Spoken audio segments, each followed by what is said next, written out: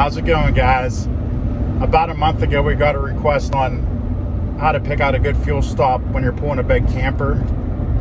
Probably the easiest places to get in and out of are truck stops. Are built for big vehicles.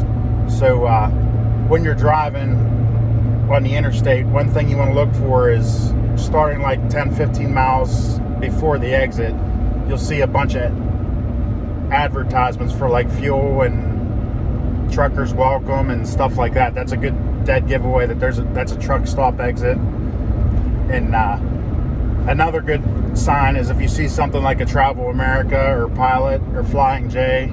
Those are three big truck stop chains. Now there's some mom and pop truck stops still, but usually they're always in the same way. There's a bunch of advertisement for them. So when you're getting off the exit, try and pick something out like that. We shoot for usually Flying J and Pilots. We just really like their fuel. Plus, they have a good fuel rewards program. I think it's 3 or 4 cents per gallon off. I actually forget exactly what it is. And then they also have a good Sam's Club if you're a good Sam's member. If I remember correctly, it's 5 cents off for gasoline and 7 cents off for diesel fuel. So we always try and pick out those Flying J and Pilots.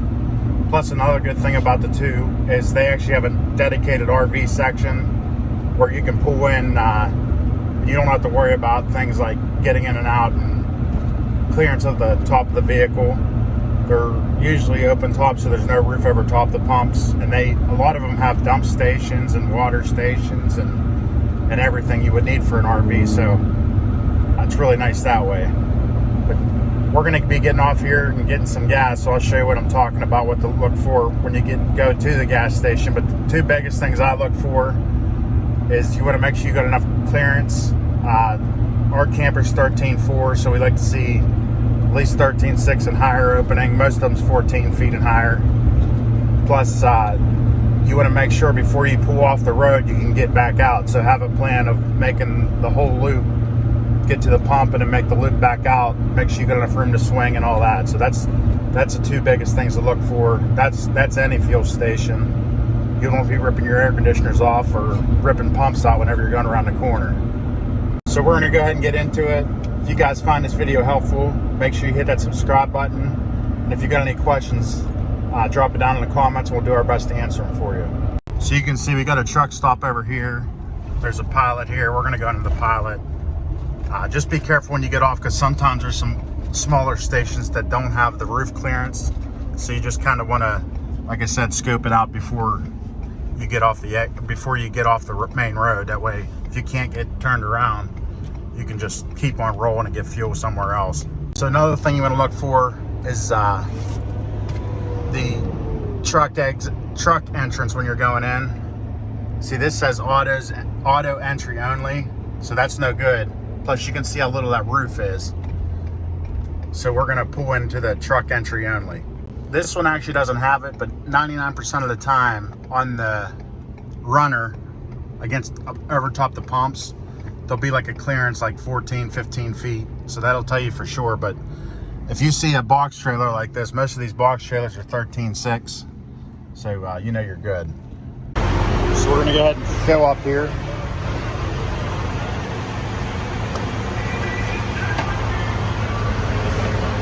One thing to look at, there's 2 different nozzle sizes. The Fords will take the big ones and the small ones, but some of the other vehicles I know only take the small ones, so that's something else to look out for. You can fill them up with the big ones, but you got to sit there and hold it the whole time on some of them. I know I had an old Dodge. It's a 2005. It wouldn't really fit in there, so you had to sit there and hold it. One thing I was going to say, at Pilot and Flying J, they have their own discount program. I think it's like 4 cents off each gallon or something if you get that. But if you're a member of Good Sam's, if you travel a lot, I'd recommend joining Good Sam's. It is a little pricey, but if you travel a lot and you stop at Pilot and Flying J, they actually have a program for Good Sam's members. It's, I believe, 7 cents off of diesel fuel and 5 cents off of gasoline. So if you travel a lot, it pays for itself pretty quick. I think it's like $40 a year or something. I forget exactly what it is, but And the more years you get, the cheaper it becomes. Now you can see how much room we got here. There's no chance of ripping off no air conditioners, making the wipe mat or anything like that. You got all kinds of room. That's why I highly recommend stopping at a truck stop. Tons of room here to swing around, so when you pull out of here, you can just make your loop and go back out to the road. Now over on the car side, we probably would have got tied up around those pumps if we would have went in there. There's a diesel pump over there, but if we would have came in there and tried to make the swing, we'd have probably ended up getting tangled up in the pumps. Plus it looks like that roof's a lot shorter. If you're ever unsure, just look for the semi trucks. Like I said, these reefer trailers are 13 foot 6 inches tall usually, so most of your campers are under that. Well, they have to be under by federal mandate. If you're over that, you're actually not within federal mandate for vehicle height. So general rule of thumb, look for the reefer trailers and you'll be good. You can see all the room we have here to turn around. It's common courtesy too at a truck stop. After you fill up, just pull up out of the way while you go and get your receipt and pay and do all that business. That way truckers behind you can get in and fill up. Today's not an issue, but a lot of times there's a big line. But you can see all the room we got to swing around. So we're gonna stop here and get fuel at the Travel Plaza. There, so you know it's plenty high enough. It is only a 14-foot top though,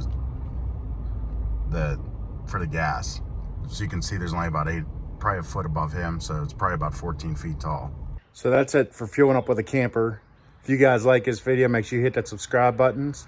If you have any ideas or questions on this video, make sure you drop it down in the comments, and we'll do our best to answer it for you. Till next time, you guys stay safe out there.